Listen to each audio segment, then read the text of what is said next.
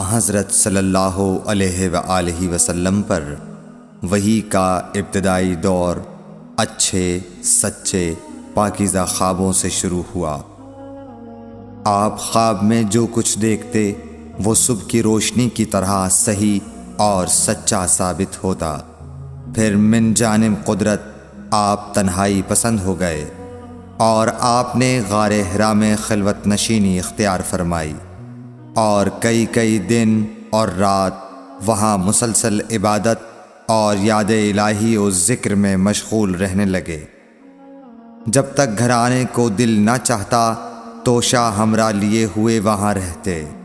توشہ ختم ہونے پر ہی اہلیہ محترمہ حضرت خدیجہ رضی اللہ تعالی عنہا کے پاس تشریف لاتے اور کچھ توشہ ہمراہ لے کر پھر وہاں جا کر خلوت گزین ہو جاتے۔ یہی طریقہ جاری رہا یہاں تک کہ آپ پر حق منکشف ہو گیا اور آپ غار حرا ہی میں قیام پذیر تھے کہ اچانک حضرت جبرائیل علیہ السلام آپ کے پاس حاضر ہوئے اور کہنے لگے کہ اے محمد پڑھو۔ آپ فرماتے ہیں کہ میں نے کہا کہ میں پڑھنا نہیں جانتا۔ آپ صلی اللہ علیہ وسلم فرماتے ہیں کہ فرشتے نے مجھے پکڑ کر اتنے زور سے بھینچا کہ میری طاقت جواب دے گئی۔ پھر مجھے چھوڑ کر کہا پڑھو۔ میں نے پھر وہی جواب دیا کہ میں پڑھا ہوا نہیں ہوں۔ اس فرشتے نے مجھ کو نہایت ہی زور سے بھینچا کہ مجھ کو سخت تکلیف محسوس ہوئی۔ پھر اس نے کہا کہ پڑھ۔ میں نے کہا میں پڑھا ہوا نہیں ہوں۔ فرشتے نے تیسری بار مجھ کو پکڑا اور تیسری مرتبہ پھر مجھ کو بھینچا۔ پھر مجھے چھوڑ دیا اور کہنے لگا کہ پڑھو اپنے رب کے نام کی مدد سے جس نے پیدا کیا اور انسان کو خون کی پھٹکی سے بنایا۔ پڑھو اور آپ کا رب بہت ہی مہربانیاں کرنے والا ہے۔ بس یہی آیتیں آپ حضرت جبرائیل علیہ السلام سے سن کر اس حال میں غار حرا سے واپس ہوئے کہ آپ کا دل اس انوکھے واقعے سے کانپ رہا تھا۔ آپ حضرت خدیجہ کے ہاں تشریف لائے اور فرمایا کہ مجھے کمبل اوڑھا دو، مجھے کمبل اوڑھا دو۔ لوگوں نے آپ کو کمبل اوڑھا دیا۔ جب آپ کا ڈر جاتا رہا تو آپ نے اپنی زوجہ محترمہ حضرت خدیجہ رضی اللہ تعالی عنہا کو تفصیل کے ساتھ یہ واقعہ سنایا اور فرمانے لگے کہ مجھ کو اب اپنی جان کا خوف ہو گیا ہے۔ آپ کی اہلیہ محترمہ حضرت خدیجہ رضی اللہ تعالی عنہا نے آپ کی ڈھارس بندھائی اور کہا کہ آپ کا خیال صحیح نہیں ہے۔ اللہ کی قسم آپ کو اللہ کبھی رسوا نہیں کرے گا۔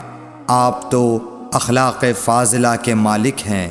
آپ تو کنبہ پرور ہیں، بے کسوں کا بوجھ اپنے سر پر رکھتے ہیں، مفلسوں کے لیے آپ کماتے ہیں، مہمان نوازی میں آپ بے مثال ہیں اور مشکل وقت میں آپ امر حق کا ساتھ دیتے ہیں۔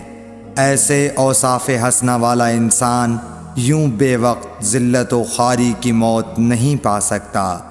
پھر مزید تسلی کے لیے حضرت خدیجہ رضی اللہ تعالی عنہا آپ کو ورقہ بن نوفل کے پاس لے گئیں جو ان کے چچا زاد بھائی تھے اور زمانہ جاہلیت میں نصرانی مذہب اختیار کر چکے تھے اور عبرانی زبان کے کاتب تھے۔ چنانچہ انجیل کو بھی حسب منشائے خداوندی عبرانی زبان میں لکھا کرتے تھے۔ انجیل سریانی زبان میں نازل ہوئی تھی، پھر اس کا ترجمہ عبرانی زبان میں ہوا۔ ورقہ اسی کو لکھتے تھے۔ وہ بہت بوڑھے ہو گئے تھے، یہاں تک کہ ان کی بینائی بھی رخصت ہو چکی تھی۔